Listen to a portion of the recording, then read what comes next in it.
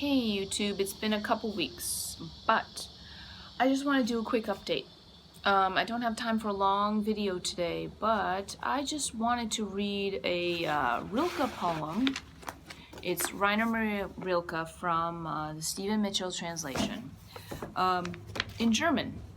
Been thinking about this lately, and I used to practice my German a lot more, but ever since I got my own writing and working full-time, it's harder to maintain that.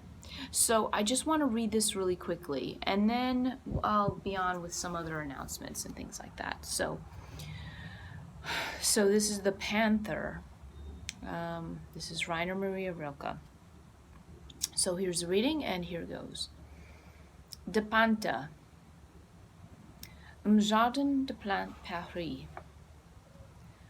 Sein Blick ist von vorübergehend aber so mut geworden, dass nicht mehr hält.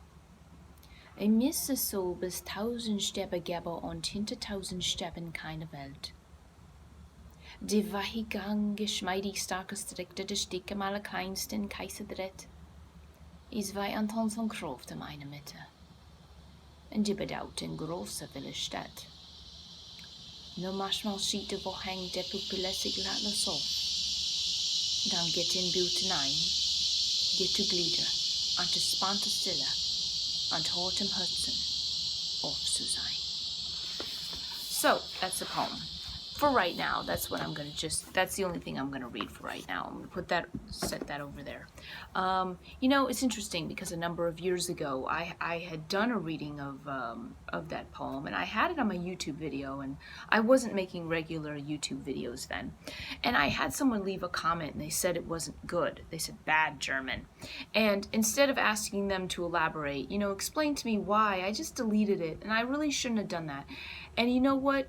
I've actually had a lot of compliments on my German from both German and non-German speakers, largely because I think I don't have that guttural sound.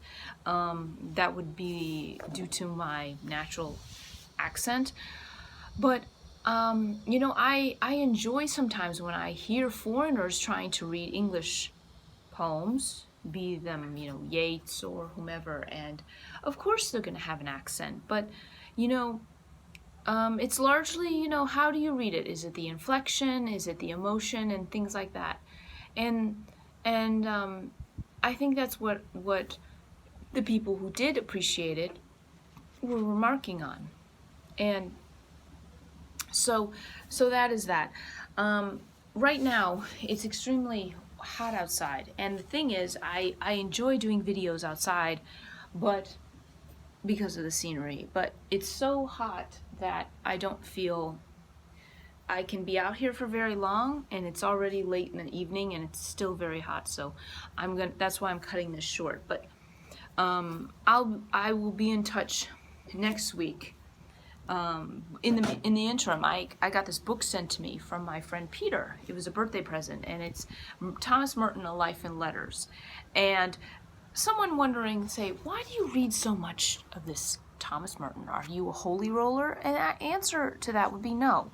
Is actually Merton gives me a lot of ideas. I want to do a video eventually on the books of Merton that I have, the Merton books, and recommend which ones to read, which ones to not read. And something like, A Life in Letters is a good sort of pausing kind of book, because I'll read a short amount and then take a break, and I get ideas when I read it. It's not some sort of long kind of sustaining novel. And and I've always said that I felt a strong connection to him. And this is funny because, like I said, it's before I knew the Enneagram, and he and I are the same Enneagram, and yet he has that 3-wing, which makes him extremely prolific, and he wants to accomplish things. I mean, he wrote so many books.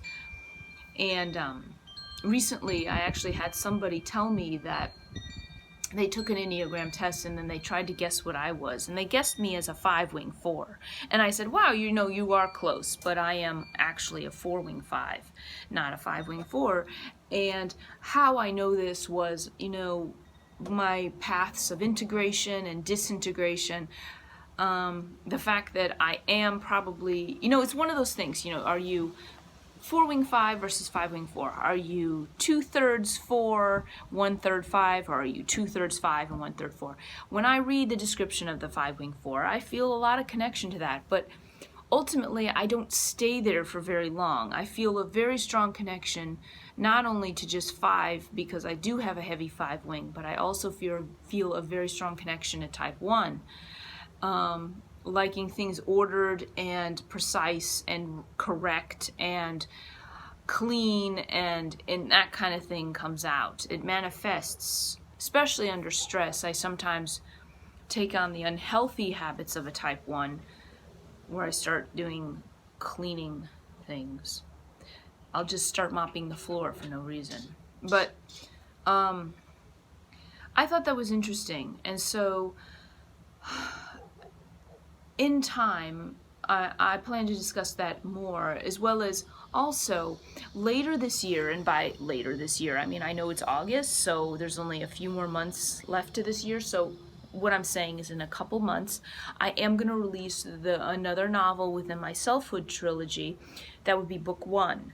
And that's just, I got to proofread it and clean it up, and, I don't want to release something shitty. So I am going to be working on that in as well as my current book, and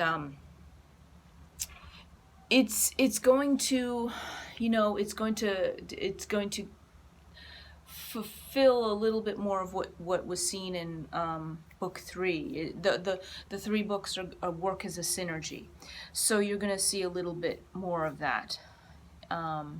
It's going to build, and like the order of the books wasn't necessarily important. It was just really the order I wrote them in, and I said they're sibling series, so it doesn't matter what order you read them. It's just they all kind of work together. Other than that, I'm just touching base. It's really hot, so I'm gonna cut this short. And if there's any topics you want me to cover or questions you want me to answer, you can send me a Facebook message and I can address that. Other than that, I think that's about it, unless something pops into my head in the last minute, which it always does after I finish the videos. But that's all I got for right now. So hope everybody's doing well, and I'm going to definitely be in touch in the next few weeks, and I'll have some more stuff out there. So don't forget about me, and thank you for subscribing, those who have. And I know it's a little channel, but I'm comfortable with that. I just like being me. So I'll be in touch soon. Thank you. Bye.